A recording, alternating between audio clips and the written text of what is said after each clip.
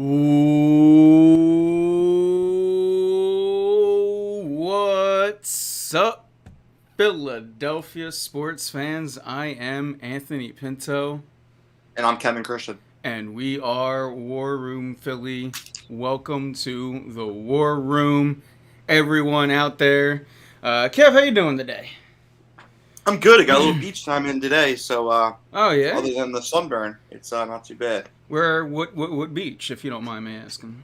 Sea Isle. Seattle. Okay, Yeah, family's down there for 2 weeks, so nice. I can't remember the last time I was on a beach, but that's by choice. Some people would say that with being sad. no, I'm not the biggest. I'm more of a woodsman than yeah, a I'm than a beach person. I'm the same way. I prefer a mountain, but But 7 hours on the beach. I did my time and whew, made the family happy. yeah, So there you go. You guys made the family happy. yep, At the end of the day, isn't that what it's all about, right? exactly. So yeah, what we're doing right now tonight is we're also testing out a new program, and I think and I'm hoping. First off, I'm hoping we're live on Twitch. Otherwise, this is all for naught. We are. We are. That's confirmed. Okay. Yeah. And then secondly, we should be live on our YouTube if there's any YouTubers out there. So we're gonna now be streaming on YouTube, and also, at least for now, my Facebook wall. So if you're personal friends with me on Facebook, it costs $20 a month for us to do it off of War Room Philly, Facebook.com/War Room Philly. Maybe we'll get that fan funded at some point in time. But right now we're trying this, and if things go well, we'll see. Maybe it allows us to do programs on all platforms. But yeah, so but yeah, for now we're giving this a try, and hopefully it's coming in crispy for everyone out there. And we got a little bit of it's mostly it's a two-team show tonight, Phillies and Eagles. And even in a preseason game, the Eagles somehow found a way to disappoint us tonight with no Jalen Hurts. Uh, but we'll get into that. We'll get into a little bit of everything. I guess we can start off with like the only big news that happened since the last time we chat, which is the Joel Embiid Supermax contract that will make Joel Embiid a Philadelphia staple. Could very well be the contract that he finishes his career on, given that it's Embiid, and we all kind of know that we don't expect a super long shelf life with Embiid. We just expect it to be explosive when he's out there. Correct. But yeah, what are your thoughts, Kev? First and foremost on this, because we haven't even talked about this. And Yeah, I think for me it's a no-brainer. I mean, I have my hesitations, maybe more so than some people in the city when it comes to Joel. But he earned it, and there was no other option. I mean, this is what you pay the best center in basketball. Like you said, you don't know if he survives the whole contract with the way his injuries go, but we'll enjoy every moment we get with him. And when his time's up, his time's up. But I can't be upset about signing your best player. You do what you got to do. That's the way you keep them. That's the way you keep these guys happy. And Joel's done enough that he's more than earned it. So I'm not really thinking too hard or overthinking this one. This to me was one of the easier signings in Philadelphia recent history. It's just pay the man what he's owed, and if it backfires in the end, it backfires in the end. You just hope it's not a Howard, who I will still tell you deserved every penny he got paid. To me, it's the same type of thing. Ryan Howard, you're talking, right? Yeah, Ryan. Sorry, I Jordan. I knew what you meant. I actually I was thinking maybe you were talking about a Dwight Howard move. Dwight Howard. There we go. So I wanted to, if anyone was like strictly thinking basketball, Yeah. I wanted to clarify. I knew you meant Ryan Howard though. Right. Yeah. And yeah, that was a move that I think we still were talking about that 10 years ago when War Room Philly came into existence. Yeah. I do believe that was Still one of the things that I talked about, which was me defending that Ryan Howard and his contract. Um, but yeah, so we'll be talking a little bit of Phillies too, and that'll be coming up. But yeah, I guess just to give my thoughts on the Joel Embiid thing, when a top 10 player in the NBA asks for a supermax, you give it to them. It's Yeah. plain and simple. That's what Joel Embiid is. Um, and now from here, you kind of hope that Joel Embiid can kind of just be the recruiter, and hopefully wing players will come because of him and this deal. And I guess why is Sirianni afraid to play Hurts? Yeah, I don't know that afraid is the right word. If he truly was kind of sick of any kind, which I don't see why he would lie about. I don't mind not playing in a preseason game. You were told beforehand though that players, because they got so many reps this week, were going to sit, and Yeah. that was kind of a hint. But I kind of I go both ways. Like for one, I don't need to see any of Miles Sanders or Zach Ertz or Fletcher Cox, like guys like that. I don't really need to see at all this preseason. Jalen Hurts, I could have seen a series or three or four from. I think that it's he's basically a rookie, for lack of a better term. He's unproven. It's I go both ways on it because I hate preseason football. I hate I hate the only bad really can come for preseason football when it comes to your starters and your stars. Obviously, I'm not talking about the people that make rosters and they're living because they earned a spot in preseason. It's Right. preseason is for the bottom 53rd, not the top 53rd. And it's again, that all being said, if Jalen Hurts is ready to go, I play him for 2 to 4 series. And it's a little like I tuned in and I was like, oh, we get to watch a little bit of Jalen Hurts and talk about him leading into the show. By the way, what's up, Joe? That's where my sidetracks has come from.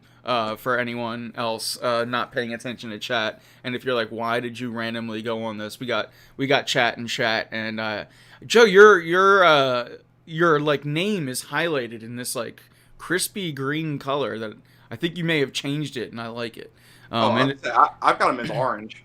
yeah, I don't know what the color. I don't know if what it is or how colors are determined. But he's got his name's highlighted a different color tonight, and it's kind of like Seahawks green, if I dare I say, if that's allowed.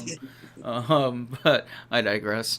What was I talking about real quick, and then we can get back to Jalen Hurts, and we're gonna talk Eagles. We could talk Eagles pretty much all show tonight, because excuse me, chat. Not much to talk about on the Phillies front, and I already saw Joe's message to War Room Philly, which was like, "Oh, didn't I tell you to warn us about the Braves?" And I was like, "All of us. Not only have none of us felt overly good about the Phillies, yeah, we've made notes of look the Braves." They did renovations to their outfield, and it worked. They had, the Acuna injury, albeit terrible, happened with enough time that they could go and get some more groceries. Yep. And that combined with a bad Phillies team, just a team that when you talk about the bottom 53rd, that's the Phillies. It's like 4 or 5 stars on this team that you tune in for, and then everyone else sucks. Yeah. And that's kind of the Phillies. They've been as advertised, at least in my opinion. I know there's been other outlets that have gotten excited, if you will. Certainly, the Phillies brass has been pumping, and that's their job. But for a team, look, all you have to do is look at benches and look at the '07 and '08 benches, and then look at this team. Like this team's got no bench. Where is your Matt Stairs off the bench? Like there's no pop, there's no speed. They're just a bunch of people that can sort of play every position, but they really can't play any of them. So it is what it is. The Phillies, hopefully, they can at least keep it interesting. Because I'm going to watch them no matter what. But it's we'll again there we'll talk Phillies as well this show. I got to finish my Sixers point. I just kind of go in scatterbrain along with chat. But that's going to be the theme of tonight: scatterbrain and chat. But Sixers, yeah, Embiid. I think I was saying Embiid's got to get his recruiting hat on. I think that was the last thing I remember talking about as far as Sixers go. And man, he does. And not only that, we need Dame Lillard. We need. But yeah, after that, you can kind of start building a team around, what they are going to do. But like I said, it's right now. It's been fun, or as far as the Embiid thing goes, like it's been I don't know if fun is the right word, but it had to be done, and hopefully from here on out, this team can start putting together something. It obviously all starts with hopefully a Simmons for Dame trade, and then we can really start getting excited about this team. Yeah. But yeah. Moving into, I guess, the Phillies talk. As far as this team goes, yeah, again, the last, what did we say right before we went on? 5 out of 6 at least they lost. They got swept. They only won one against Cincinnati. Against Cincinnati, and it's been a struggle. And hey, I don't know what else to say. Joe says, "Where is the so-called best catcher?" I mean, first of all, he is the best catcher in baseball. Yeah, I mean, look up not a so-called anything. Not only is he, it's him, and then it's not close. But it's not. That's not a debate. Yeah, Joe, we go to the same path, but you always take such a weird. We agree that the Phillies suck. I agree with everything else he said. But again, and I'm not saying that JT Realmuto has been lighting the world on fire, but he's been just fine. This team around, it's the same. It's for anyone that says oh, where's Bryce Harper been? All he does is hit solo home. It's like the team around him sucks. It's not his fault that, the 1 out of 6 times he's got someone on base, that's not when he's hitting home runs. Right. But maybe if people were on base in front of him more, he'd have more, not solo home runs. But he's still got 22 and finishes, closer to 35, 30. Right. It's still a good year. And again, and with all that, this team sucks. Because they have no back-end rotation. They have no bullpen. They have no bench. They have no corner outfielders, or not outfielders, infielders. They have no center fielder. So that's why look, as big of a fan as I am, I never bought into the Phillies playoff hype train. And just because the Mets were flailing around, I was like, all right, well, there's still other teams in this division, mainly the Braves, that I see as a threat, and they have proven worthy, and they are now the threat. And I mean, the Mets stink. I was never really worried about the Mets. I was worried about sort of myself and the Phillies and the Braves, and both have kind of proven true. Yeah. As soon as DeGrom went down, any concern with the Mets for me was gone. And how quickly they get him back will be whether or not they can flick their way back into it. But I don't see them being a factor down there. Though I don't see the Phillies being a factor down the run either. I think this will just be the Braves running away with it at this point. So it's just one of those things. My thing is, it's the same thing that we've done across the city with all the other sports teams. The team's not playing well, so let's beat up on the three guys who are. Like, you can't. I don't want to hear anything about Bryce or Real Muto. Even Wheeler's had 2 bad games, and I still don't want to hear anything about him. Like, these guys have carried them to the point where they were in that first place position. I don't want to hear anything about them. That JT Realmuto is the 20th or 21st problem on this team. He's not the number one reason they're in trouble. He's not even close. So it's wanting to pick on guys who make the most money or whatever it is. Those guys perform just fine, and if the guys around them performed, you wouldn't even notice it. So yeah, I don't have time for shooting those type of guys today. If there are any of the stars that are to blame, I guess Aaron Nola would be that guy. Didi Gregorius would be that guy. I think some people might say Rhys Hoskins, but if you look at Rhys Hoskins' numbers, he's had a very fine year. Yeah. He's just not a good first baseman. Well, and the injury kills you. It came at a bad time, and that's nothing he can do about that. And the same thing with McCutchen. Kutch still doesn't look right. Yeah, and that's why I said before the trade deadline, if you're going to be a buyer, you need to make Andrew McCutchen a bench player. Yeah. And if you want to take this team seriously, that's what they had to do. They had to make Kutch would have been a perfect fourth outfielder, some pop off the bench, a little bit of everything off the bench. Yeah. You would have kept him more fresh. It's you're getting home runs from him, but outside of that, it's not been a lot. No. It's just it's been up and down. And for the record, I don't know what numbers you want to look at, but JT is what do we got this statted by? Let's look for average.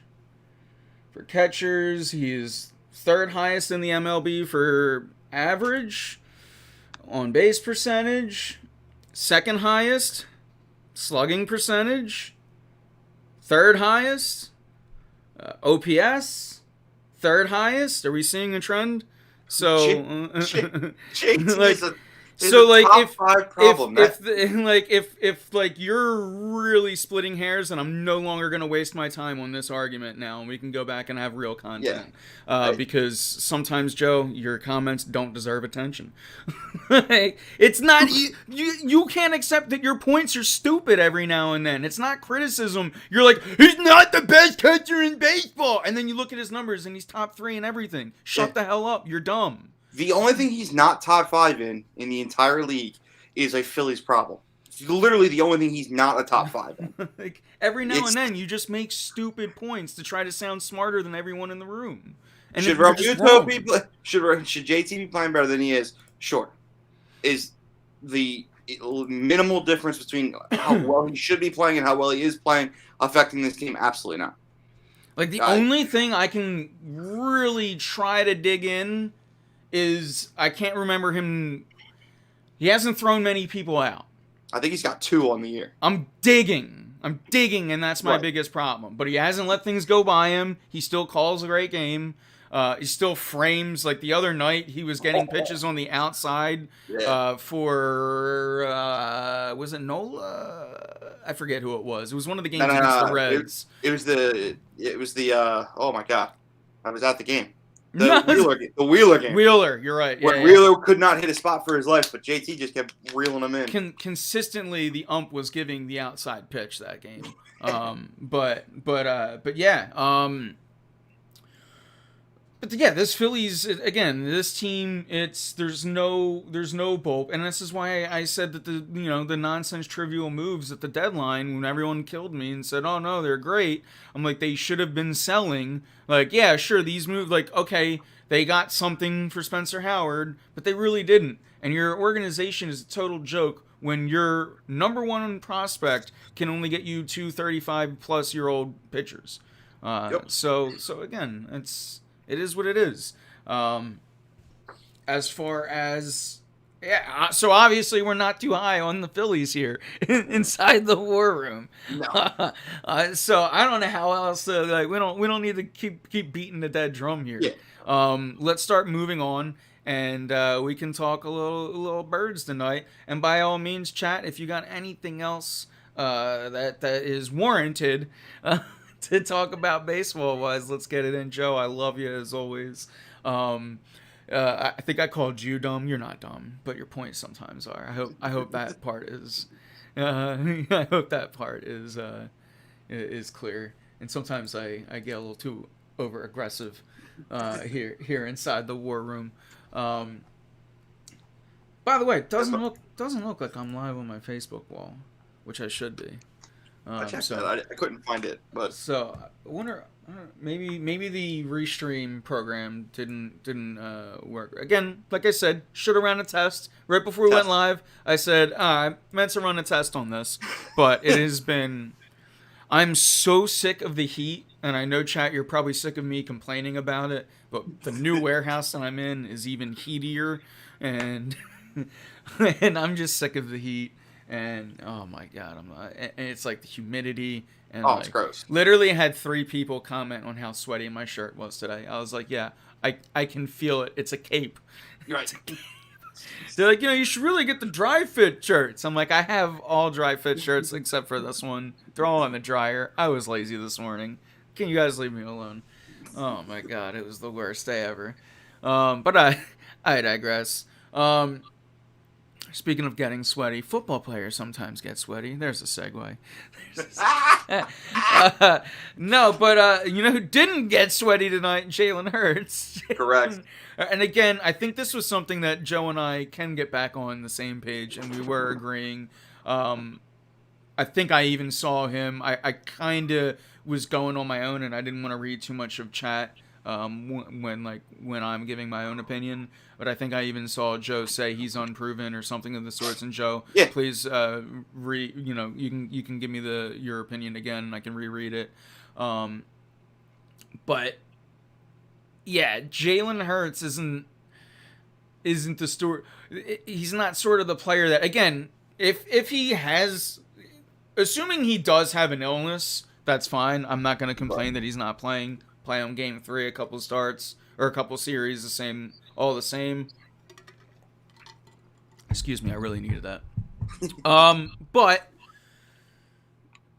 to his point, and I guess also my point, Jalen Hurts is a very unproven. We don't know what we're going to get. There's still clear things that he needs to, refine in his game. His footwork is just dropping back and hitting the pass, not looking to scramble, every play to make the throw. Yeah.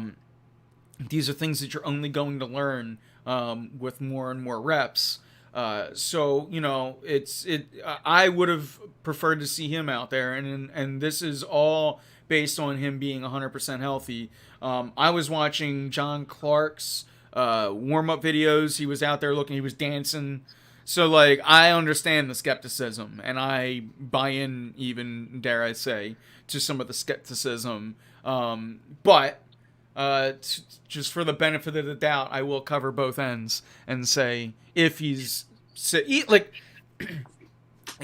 I got a sore throat, I'd be like, all right, it's preseason, sit. Like, I don't care. But if he was out there looking good, dancing in warm-ups, doing the whole nine. So to that, I go, why didn't he play a little bit? Right. Maybe he needs to play a series or two, being a little under the weather. Get used to it. But no, I didn't get to see much else. I saw Miles Sanders with like one nice run. I saw Jordan Howard get stuffed at a 3rd and 1. Dude's gonna get cut. I've said that since he got signed. But hey, at least we had a press conference held for him and blasted on Facebook Live and the whole 9. So that was, but I digress. Yeah. What else are we looking for in these preseason games? Like, obviously, we're not looking for anything currently right now since we're doing this show. But, Right. like, what would we be looking for? I'll be honest. To be fair, I do have it right here. So I have it. When we go back and watch the film. Yeah. AKA on demand. My biggest concern is, I'm not total. And we've talked about this since day one with Hurts. that I'm not sold on his talent. I'm not sold he is the guy. I, anyone who was talking about him maybe getting benched this year, I don't think that's possible. Joe Flacco looks horrible. I mean, looks worse than I've ever seen Flacco play. I actually didn't mind the signing. It made sense to get a guy who can kind of just step in and throw a little bit. But I mean, right before we went on air, I was telling you, he threw a 6-yard pass and it didn't go 6 yards. He And it also was, he also made a rookie mistake to basically start the game by not falling on that fumble. I would say I didn't even get I saw the score and I was like, oh man, this is a good start. Yeah, So I think second play in, snap went way over his head. I believe Herbig was the starting center tonight. okay, Um, way over his head. And he had plenty of time to just drop down and fall on it. And what he did was he tried to pick it up, ran to his strong side, got blindsided, and outboxed just the ball. came the classic. The defender came from behind him, strip sack, Yeah. kind of thing, and our boy Jalen Mills picked it up. Nice. I'm the Jalen Mills fan, right? Green Goblin. But if you know what, let the record show if he ends up having a great career. I was no, it wasn't. But yeah. So for me, I guess just good. Did you have more to? The only other thing I have is the linebacking core. With the changes with Wilson and with T.J. Edwards, and I want to see what these guys look like together. I didn't like what I saw in the first game. In the mix and match that you saw, that's probably something I'm gonna be really focused on. I've seen Devonta have two drop passes tonight, but I'm gonna let all of them get them out now. Yeah, get them out of your way and get them out when Joe Flacco's throwing the ball, because I don't know how anyone catches the ball when he's throwing it. It's bad. I was like, I can't even. It's not even worth it. You can't gain anything from watching this offense right now. Yeah, because it's just doesn't matter how long you hold the ball. It's still Flacco throwing at the end of it. So the defense is what I'd be more looking at. From the little bit that I have been able to watch so far tonight, it looks like they're still playing the same defense, even with the new coordinator. The spend but don't break. That don't work in the NFL. Yeah, I'm hoping, and I would imagine that even on defense, you're playing as vanilla as possible. Right. So that sounds like Jim Schwartz's defense. Hey-oh! But yeah, I'm not gonna like nitpick scheme yet. Right. But like just to piggyback off of what you were saying, especially your Devonta Smith point, I'm looking at wide receivers, and man, if we can feel good about any three going into the regular season or throughout the regular season, start to feel good about it, like, man, even two would feel phenomenal. But if you could really develop a core three and then maybe have Fulgham step in and be your pseudo slot or your fourth. Who knows? Who knows what? Or I guess Greg Ward Jr. is still in the still around somewhere. You know what I mean? Yeah, everybody's favorite training camp hero. And I was like my tip of the feather, but that was I liked him over Mac Hollins, which wasn't a huge call, but yeah, I'm looking forward to seeing the development more of Quez Watkins. If he can have more of a continuation to this off season, and if you can kind of develop him as maybe even a full-time outside guy, you need to start hoping that from within your wide receivers become anything, because we've again J.J. Arcega-Whiteside, like no one's expecting anything there. Just cut him. Yeah, like so it's like it's things like that where you're kind of looking for who the core is, and as far as the wide receivers go. And I guess just to flip it, you could kind of say the same thing. Hopefully about your secondary, although that's more stapled, where you just kind of need to see it in play. Just to talk about the linebackers, because that was your point. I Yeah. just expect they're going to be bad at this point in my life. I just expect every year, hey, maybe the Eagles will be a great team, but the linebackers are still going to suck. And that's kind of how I feel. I don't feel that they're going. I think that the Eagles are going to be a pretty poor team, but that's all relative. Like Yeah. poor in the sense that their record isn't going to be, great. But and we'll talk more about this coming as we're approaching on to the season and really Right. starting to talk down and give our predictions and stuff. But, I think that people need to start looking at more of Andy Reid and Doug Peterson's first year as in that record more than like Chip Kelly's first year record.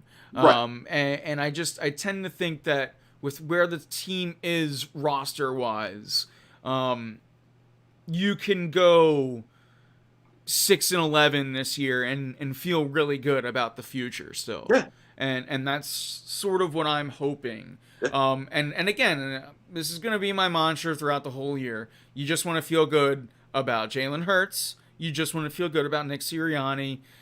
At least give us one. Right. And if both are bad, then Yeah, but if both are bad, then awkward silence. If both are bad, they're going to blame it on the quarterback. They're going to let Sirianni pick his quarterback. So at that point, for me, this year's all about Hurts. I'm curious to see what Sirianni brings. Gannon is what they're talked about. I only expect him to be an Eagles defensive coordinator for 1 year. He had interviews last year for a head coaching job. If he's anything like what they're saying he should be, then I don't expect him to be here long.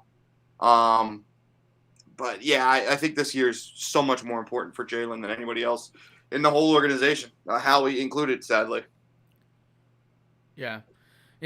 I tend to, again, I don't want to go down the negative path because while I feel negative about the team, I don't like to actually go down the path. But I think I think it's, again, depending on the optics of things, you probably play it out more or less that way, where it's if it's not a good season and Jalen is to blame one way or another, then Sirianni and or Howie, Sirianni and Howie are back. I don't think that Howie lasts through another hire unless things go really right here, which we all want to happen. Right. Like I hear people I hear this a lot, like, oh, I'll sign up for a really bad season just to get Howie Roseman out here. And I'm like, I'd rather things really go well and once again be like, oh, you know what? Howie proved me wrong. Right. Like, I'd much rather Howie Roseman be the first general manager to win 2 Super Bowls than wishing for... Although I understand the merit. I get being like, I get being like, oh, we want, to we know this guy sucks, and because I lead the Fire Howie train. Come start, probably week 4. I would get the mindset. I'm with you. I would get the mindset more if he'd never won. And in other GMs in this town where that's been the case. Like, I'm hoping for a bad season, so they get rid of the GM because, I know that they'll never win with him. And yeah, we can't say that about Howie. Whether he got lucky, whether it worked out. You can't say it anymore. You can't say I'm positive they won't win because of the team that he builds when they've already done that. So I will not shed a tear if the season goes sideways and they fire Howie over it. I'm also not going to be upset if Howie is holding up the Lombardi Trophy again. So it's, for me, I don't. He's here, and I don't expect him to go. But when he goes, I'll be pleasantly surprised, assuming it's for the right reasons. So I don't. I'll be there. I'll be on the back of the train, be waving a flag. But I'm not. I don't need to start the season. Let's see where things are at. Yeah, exactly. Like I'm sure I'll be there by week 4, but right now I don't want to. I don't want to foresee. I want to try. Right. Try to be positive about my negativity. Correct. And again, I think that there's going to be I tend to think that you can have a positive season. We hear a lot of positive things coming out of the Jalen Hurts camp. We hear how much of a leader he is. We keep seeing on social media the outpouring of love by all the other players for Hurts. So, as of now, all things are going his way. Yeah, At least off the field. And then, come September, in a couple weeks here, we'll get down to the real thing. And then, look, if he just can show shining moments, if he shows steady growth, if he shows smart decision making, we here in Philadelphia are gonna start to feel good about potentially the future of this football team. And who knows? Maybe the future is there's a lot of fans out there that are extremely positive about this team and think they can win yeah, 9, 10 wins, and in a bad division can compete for the division. And I'm like, man, I want you guys to be right so hard. I don't see it, and I think it's we can feel that good in different ways. And again, there for me, it's you feel good about Sirianni, you feel good about Hurts most specifically, yeah. and maybe a little bit of Devonta Smith, Jalen Rager, like this Quez Watkins if he continues to be a standout throughout the year. Right. You start to become the future becomes more and more bright as that tunnel as we take that train down that tunnel. Right. Exactly. So yeah, I guess what else is there to be said for tonight for the preseason? Not much else, right? You got any, am I missing much? No, honestly, it was a slow week. Yeah, Like the all Rager across. catch was sweet. The record catch was sweet, and it was cool. And I'm getting to a point now with him where like, dude, prove me wrong in a game. Mm-hmm. Like, because I hated the pick, and I was here when you guys had the draft night that year, and I had to leave because I just couldn't handle it. I couldn't handle the stupidity of that pick.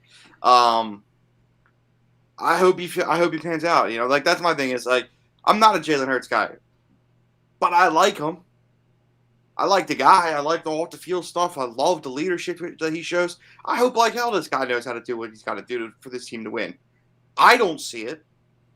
I think he's missing key aspects of his game. I think he tends to lean a little too heavy on the run for a guy who's not that great a runner. Like this isn't Michael Vick running the ball.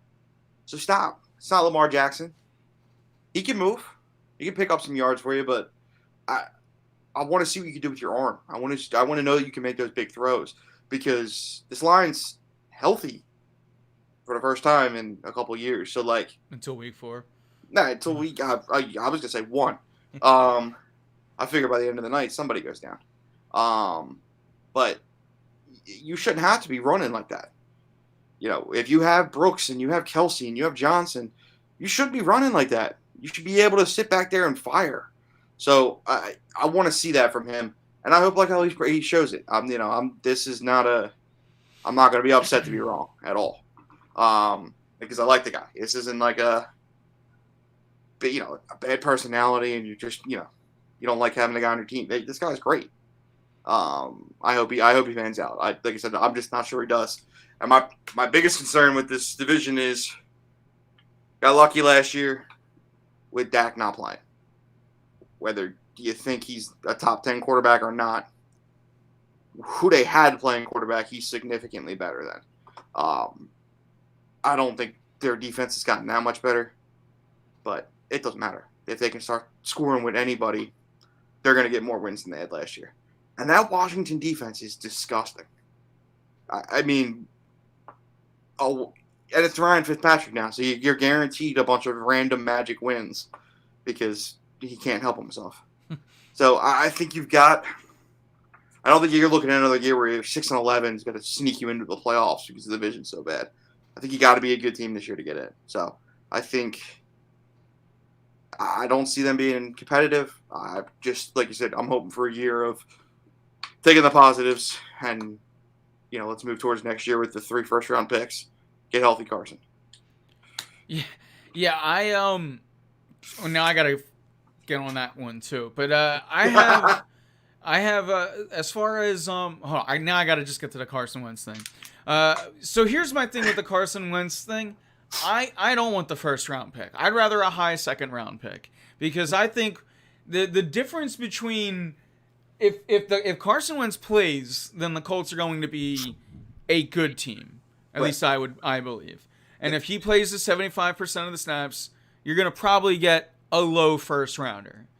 If he doesn't, I think the Colts are going to be a pretty bad team, and I think that you get a high second round pick, and then we get the satisfaction of not having to watch Carson Wentz be good on a different team. So I'm more rooting for that, for my sanity. And then also, it's one more knock against Howie, because I hate him. And so there goes the positivity.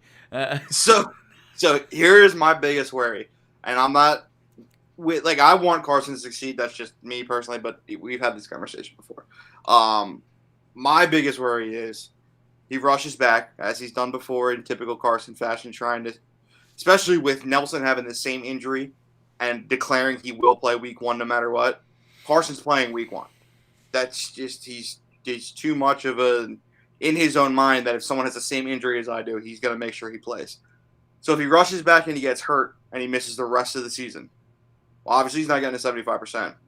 And I would put a lot of money that Phillip Rivers comes in and leads them to the playoffs again. So instead of a first-round pick, which could be anywhere from the mid to the late first round, I think you're looking at a late second-round pick again, which now, yeah, Carson missed another year, but you gave up a hell of a lot more than that to get him in the first place, so trading him for just 2 twos is rough. Yeah. So that's my concern. I didn't have the Phillip Rivers card in play when I've heard his name way too many times. Oh, when I deviated my master plan. I've heard his name entirely too much. Phillip Rivers stinks anyway, so we'll be fine. My man gets to the playoffs. That's all I know. I can't stand Phillip Rivers. The only quarterback I hate more than Phillip Rivers is Matt Stafford. It's so random. Because they're so two quarterbacks who I feel like the national media has force-fed down our throat for so many years, and it's like, look at their I think the opposite. I think the opposite with both of those guys. I think both of those guys have had a combined 2 good players they've ever played with. Now, obviously, Stafford had Calvin. Yeah, Calvin Johnson counts for 5 good players. That's fine, but the team still went 0-16 around them. So they are that bad that I think they're negative players. The Lions organization has been so bad. I think Phillip Rivers is average time in the pocket when he played for the Chargers was 1.2 seconds before he got killed by 3 guys. I've never seen a team never draft a no lineman. They were like, you'll be fine. Just throw it as fast as you can. You'll be okay. And the dude would just heave it 50 yards. He's like, I hope someone go catches that because I'm already dead. I have 4 guys laying on top of me. I think those are 2 guys who just never had a chance with how bad the organizations they played for were. But that's besides the point. That's just 2 guys there. I'm just I think the national media loves them because they play with nothing. And Stafford's totally one of those heart and soul guys. That play where his shoulder gets knocked out of its socket or whatever it is. And he runs up to the 1-yard line and throws a touchdown pass, and they're like, "Oh, look at the heart!" And I'm like, "That's his job. That is his job description. It's cool, and he's mic'd up for it, so it's even better. But that's what he's supposed to do." Okay. Anyway, don't get that, but it's so I maybe a little bit. I get a little bit of them force feeding those guys, but yeah, I've been a Rivers fan since NC State, so. Yeah, can't say I'm a fan of those 2. No. What was the other point now? What were we talking about? Ah, crap. I don't know. You jumped right to Hurts. We're talking about Hurts. And then I brought up Wentz. Okay, so I think my point about Hurts was going to be to kind of, again, just to piggyback off of yours. I'm more worried about the mentality being he's still, even in the limited preseason snaps in week 1 that we saw, very much looking to move before he threw. Maybe not run, but I'm going to move to here and then and maybe I'll run and I think that mentality doesn't get you through now 17 Yeah. games. And that the health will worry me, number one, especially because again I don't expect the line to stay healthy. Right. Number two, and more to your point, uh, I don't know that his big pass accuracy is there. Yeah. Um, I think that he can make the short open throws, no Mhm. problem. That's what he did in Alabama. He's 76% Yep. completion passes, passer rating. I mean, or not at all. Yeah, Completion percentage. and so I think that as far as that goes, I got no worries. But it's, can he Right. make the big time NFL throws? And he doesn't need to make all of them. Not in year No. one as a starter. Right. But he needs to start showing again throughout the year, and making us buy into the fact that he can. And it Correct. also will help a ton if, going back to my one point about the wide receiving crew, if three of them, imagine if three of them come out, plus you get Goddard and Ertz doing their thing. Right. If he has five legitimate targets to throw to. Think about last year when we talked about how Carson had no one to throw to, no one to Right. throw to. If he has five legitimate targets now because Devonta Smith came in and legitimized this whole thing, and then on top of that you have a Zach Ertz that's not only healthy but hungry and wants to get out of here. You have Yeah. a Dallas Goddard who, in the same vein, is going to be hungry because his contract comes up not too long. Yeah. And he's really at this point has to prove something, Dallas Goddard, Yeah. because he's been good, Good. but he has not been as advertised. Is that fair to say? I think it's more for me. We're talking about moving Ertz. We're talking about cutting Ertz because this guy has been that good, and I think he's been good. I think he's been solid, but like this don't remind me of Ertz. This isn't enough where I'm like, I'm totally fine. Yo, trade him for a fifth. I don't care. Like Zach Ertz can still perform. Mm-hmm. So I don't understand I haven't seen Goddard take that step where, to me, he plants himself so far in front of Ertz that you're just like, all right, let him go.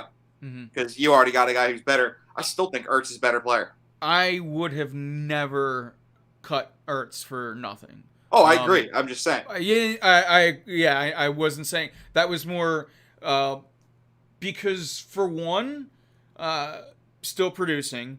For Yep. two, year one quarterback, rookie quarterback, essentially, first year starter, Yep. unproven. A tight end is a young quarterback's best friend. I mean, shout out to the Carson Wentz haters. Oh, all he does is throw to Zach Ertz.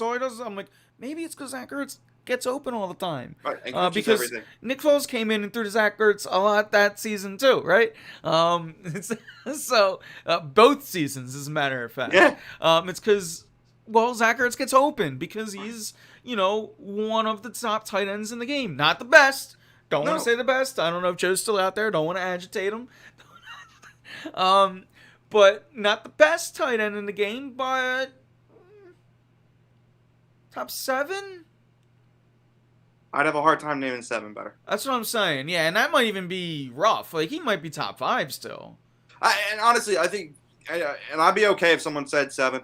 I think my biggest thing would be, I figure there's fantasy nerds out there that are already ready on the fantasy football. Like, oh no, I got 7 ranked higher than him. And it's like, okay, I don't mean fantasy football wise, because again, Right. he's sharing with Goddard. But in Right. general, I think he's, he was 2-3 years ago, he was top 2.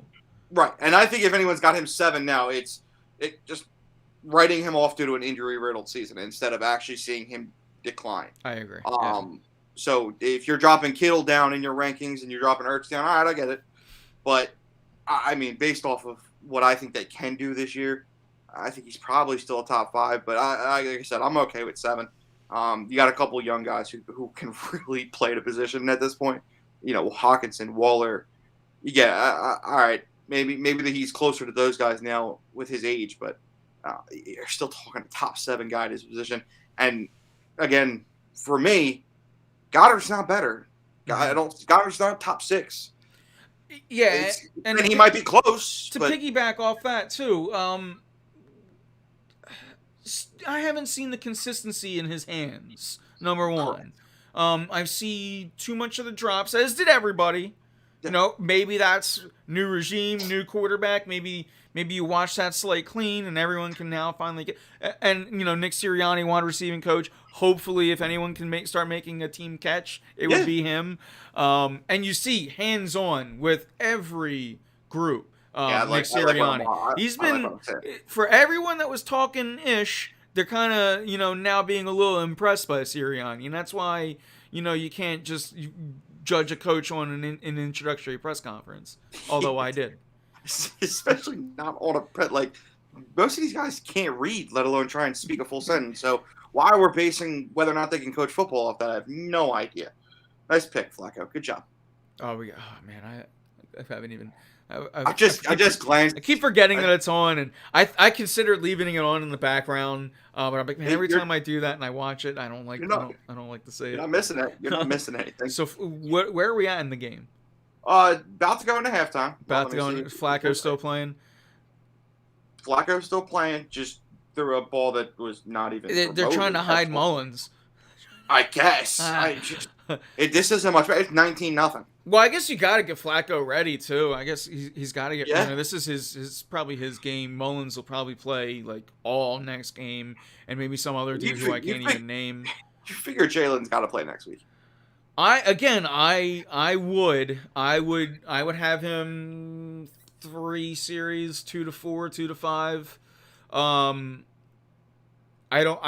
There's still the bye week before the season. You'll have, I think, almost 2 weeks, maybe even before the season. I forget. Everything's weird now because it's only 3 weeks. The losing a week but gaining a week, but you're also going to get a week in between is really throwing me off. Yeah. So I'm waiting for Labor Day because I'm pretty sure that's about when the season starts at this point. Yeah, I know the day before Labor Day is my fantasy draft. I brought that back. I'm out of retirement and I had a 1-year leave. Really all that was last year, COVID. Last year, my grandfather was still with us and alive, right. And we were very much COVID friendly in this household. Vaccines weren't a thing. Now all of that, my grandfather has passed, not COVID related. I'm stabbed up. I got my microchip. I got my microdose. Wait, what? So we're, now I'm like, I hit up the group, all my friends, and the league is, we're back from the dead. There you go. So it'll be I think a like a hybrid draft. I think we'll have some people here. Obviously my brother is in the league and he lives in Oregon. In Oregon, yeah. I'm like, oh, what? Would you can't take a quick flight for a fantasy draft, asshole? So we're gonna have that, and again that's the only reason why I do fantasy is to have like the draft and that's good night with the boys over and it'll really be the first time I'm having people over as far as like any of my friends since I became the owner here. Oh, nice. So it'll be like a little mini housewarming thing. Yeah. For the like 5 or 6 people that come. Right. But yeah. Not that I haven't, it was if Philly Murph is out there, when he was over for the Super Bowl party that we had, again, that was the memory of all memories. But yeah, trying to think any other Eagles things that I can think, or I guess second half things you can start to look for is maybe the young linebackers, because I know that was something you were talking about. Running back rotation, is that even something we start to look at? They really just threw me off because I just saw Gainwell making the next catch. I was gonna say maybe that's what you start to see come when you see a lot of Gainwell, because he's wearing 14. I know we're gonna. I like them. I do. I'm cool with these guys getting to choose whatever they want, but like some of them are really messing with my head. Because he kind of you're like, is that a wide receiver? He looks like a receiver. Yes, I get it. I thought it was Quiz, and I'm like, wait, no, he's not 14. I'm gonna feel like a boomer for like 2 years, I think, until I get used to it. Hopefully, certain players though, you're like, man. He was and it's funny because he was a tweener in Yeah, college, and it's like, man, you're like labeling yourself a tweener here right. in You the don't ever want NFL, to. That you but just told me you by can your never play the number, running back. but Yeah, also numbers don't matter now. So exactly. again, get over it, boomer. It's like we just have to start paying it more. It's going to be like college football, Yeah, where you're like, oh, that guy's a star, and that's why he's got that right. number. Right, and So I'm cool with that. And anything that Tom Brady hates, I'm all for. So Brady hates that. oh, he was saying it's going to be impossible to tell who's blitzing. Really, dude? You can't tell which person's blitzing because they changed their numbers. You're a clown. Just yeah. Yeah, that's why he's I not the can't best. stand. Montana's better. No, I'm just Well, listen, kidding. I don't. I do my best not to talk about Tom Brady because I say some stupid shit. And I get up on my feelings sometimes. Well, So. that's fine. I think it was Brady and Rogers. It's like I think it's now our YouTube channel's like biggest hit because it's the Devonta Smith live reaction. Yes, and to start the clip, and I may have left it in purposely to troll, some comments and debate them, and I got them. I left it off with, and it's like one of the first things you hear is oh, Scoots! Oh my god, I haven't. It's been a minute. I gotta hop into that Discord and hang out with you guys. Thanks for the sub. What up? I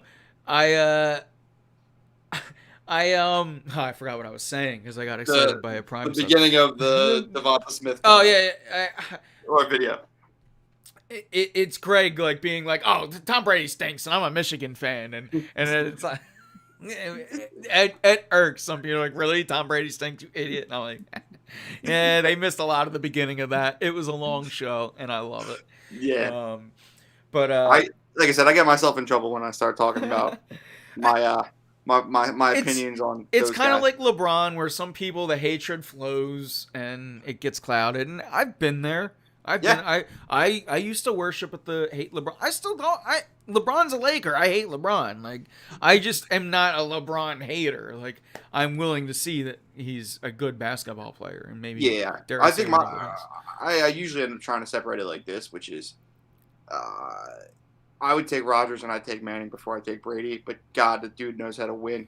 Yeah, like, he just wins. He's not the most talented quarterback of all time, but he's the best. Yeah, and that's kind of where I fall. Is like, for me, Aaron Rodgers is the single quarterback at least that I've ever seen win a Super Bowl by himself. Because when he beat Pittsburgh, his top 5 defensive players were missing, and so were his top 2 receiving options. So he just straight up beat Pittsburgh and held on by his own. So like it was just craziness. But yeah, that's usually, like I said, that's the clean version of me not getting in trouble about ripping on Tom Brady. But it's sort of like you can count for the LeBron lovers that are like, oh, he's the best of all time. It's like, maybe because he's, like, dare I say, the most talented of all time, it doesn't mean that he's like better than Kobe or Jordan. Right. And that's how I feel. But we're not about to open up a conversation at 58 minutes into the show. I'm not going to argue. I'll just leave it alone. Well, is there something to argue there? Because we can table that. I might need to make note. I've got him too. LeBron? And I've got it 1-2 in about 12 miles before the next guy That's gets okay. in. Yeah, that's fair. Yeah, I guess so. The Kobe thing is where they'd probably be arguing. Then is that what you're saying? I'm going to tell you that if you have Kobe too, you're going to be very upset with where I have Kobe. That's okay. I don't care personally. And it's not a dislike of Kobe. It's just I feel like Kobe is almost, and even pre, his a tragic death. Kobe's name and what he meant to us and our generation growing up, I think overexceeds what he was as a basketball player sometimes. Mm-hmm. Is where I end up falling with him. I think was a tremendous player. There's a reason he has the most missed field goals in NBA history. Dude's shot volume was just insanity. But he made his own shot. I mean, he was incredible. But I think when you talk best of all time, I think he's a lot lower than people give him credit for just because they want him. Because he had Michael's killer instinct, mm-hmm. which is super important. But, like, the skill just wasn't at that same level. At least not in my opinion. Okay. But, That's fair. That's fair. Like I said, we this is we'll table that one. oh yeah, we can bring that back. Because yeah, and I guess we kind of buried the lead, and we can kind of make it official and let everyone know that you'll be a full time regular of War Room Philly, and you got your admin status now, and we're very excited to have you a part of this family. So we are going to table this, and we'll have some good just like NBA talk in the future. Oh, I love it. So yeah, it's gonna be it'll be fun come basketball season. Hopefully, bring Dame here. I'm in. I'm in. But yeah. Any other final thoughts for tonight? Anything that we missed? Flyers signed Travis Sanheim. I couldn't go a whole show without bringing up something. There we go. He's the last guy, one of the 3 last guys left in arbitration for the whole league, and for this defense that they rebuilt to work, Travis is a big part of it. So hopefully they get this worked out. Key cog in your number 2 line that you're gonna have Risto in. Oh, shut up. Hey, we'll see. Look, I'm trying. We're gonna be positive again, right? That's what we talked about. We talked about being positive until it happens. When the move happened, I said I'm gonna try here, and I said at least he was in number 1 in Buffalo, right? Albeit maybe they're an AHL team, but the Flyers struggled against them. No, but see, that's the thing is they didn't like that, and that was. Man, I ain't getting into this again. I was talking to somebody the other day, and they were like, "Oh, I hate playing against Ristolainen. He always hurts our guys." And I'm like, "Yeah, but right after they score, like Farabee scored a goal and he cross-checked him in the head. The goal still counts." But yeah, he cross-checked him in the head, and I'm sure Farabee was very worried about it the rest of the game, and he scored 2 more. Like that's not how the game works. You make the check before they score, and then you prevent goals and you scare them. Being a cheap shot after the play does not help or scare anybody. So. I hope everybody's right. I'm hoping it's just you bring down what his responsibilities are and he becomes a madman. But again, I made it a whole hour without talking about the Flyers, so I'm not going to waste the last. Yeah, and that was weirdly a move that all 3 of us didn't like. That's why I'm like, all right, since no one likes it, I'll try here. I thought at least Keith would take the lead, but he even hated it. So I was like, I'll try. But you know me, guys, Mr. Ray of Sunshine. You know me. Usually Keith and I are here for the positive spin, and I was like, "Ann, I can't do it. I need you to help. I need your help. I can't come up with a reason why this works or helps this team. So give me something." But yeah, you know what? Like I said, get Travis on. Let's get it going, and then let's see what it looks like out on the ice this year. So yeah, I can't wait for hockey. I can't wait. I don't want to say I can't wait for basketball because I can. Until the Ben move happens, and then then I'm ready. Exactly. Like, look, because it's not that I'm still going to be a Ben Simmons fan. I think we'll see. Well, depends on what the trade holds. Like again, if it's Carson Wentz, then screw him. I hate him. I'll burn his jersey. But if you can get Dame, like if you get Dame for Ben, I can still go through life being a Ben Simmons fan, and be like, okay, here comes some championships. And if not, if you get a package and it's I don't know, D'Angelo Russell, like. That's or where Andrew Wiggins. I keep hearing. That was the name I was trying to. Like that's Wiggins. Where I break a monitor and I'm out $300. So and I don't like Ben Simmons. Because it's Ben's fault that the GM is terrible. Yeah. Well, it will be. Look, I turned jaded fan real quick. So yeah, it would be. It would be his fault because he was the one that passed up the open dunk. And had he just made that open dunk, maybe we get Dame. Or maybe but like it's tough because look, like I could have still gone through this season or this off season and got excited even with Ben Simmons as a cog, right? But the Sixers have done nothing this off. You brought back Danny Green, which like meh. Like, I like Danny Green, but I would have liked something else. Right.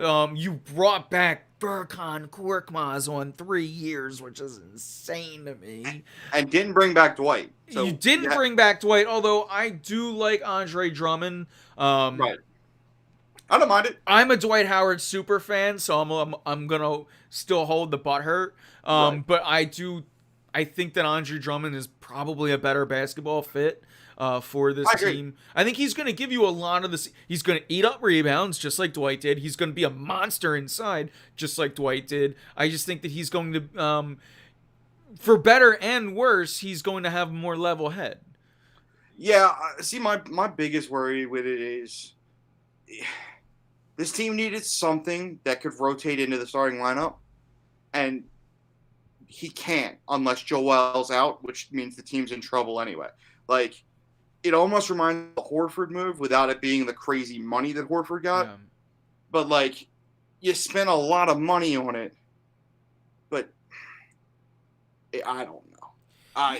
Yeah, look, the fact that it's 1 year makes everything easy. The fact that you're not going to make him a power forward like they did Horford Right. is a lot better. But to your point, yeah, it's just been, you wanted someone that you're like, okay, this is your sixth man, or he'll compete with Thibault to be